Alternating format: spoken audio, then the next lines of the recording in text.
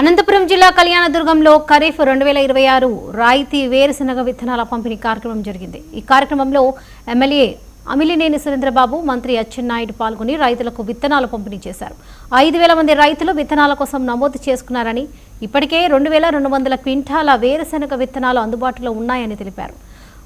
వర్ష ప్రభావాన్ని దృష్టిలో ఉంచుకొని రైతులు చిరుధాన్యాల సాగుపై దృష్టి పెట్టాలని ఎమ్మెల్యే సూచించారు।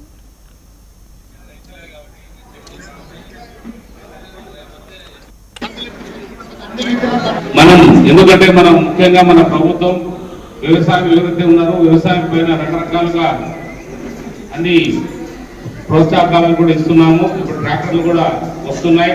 ట్రాక్టర్లతో పాటు స్ప్రింక్లర్లు కావచ్చు, ఇతరత్ర అన్ని కూడా హార్టికల్చర్ సంబంధించి కూడా మన కాన్స్టిట్యున్సీకి చాలా వరకు కూడా రాబోతున్నాయి। ఎందుకంటే మనం రైతులకు ఎప్పుడైతే ప్రోత్సహిస్తామో అవన్నీ కూడా ఉపయోగకరంగా ఉంటాయనేది మనందరికీ తెలిసిన సత్యం।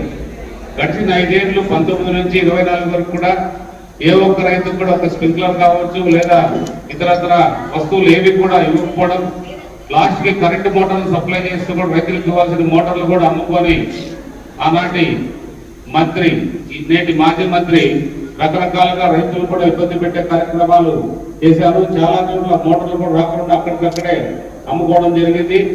వాళ్ళపైన కేసులు కూడా బనాయించడం జరిగింది, ఎవరైతే మోటార్లు అనుకున్నారో వాళ్ళపైన। అలాంటి ప్రభుత్వం మన ప్రజలందరూ, సర్కారు, ముఖ్యంగా రైతులందరూ కూడా ప్రభుత్వాన్ని సాగనంపడం జరిగింది।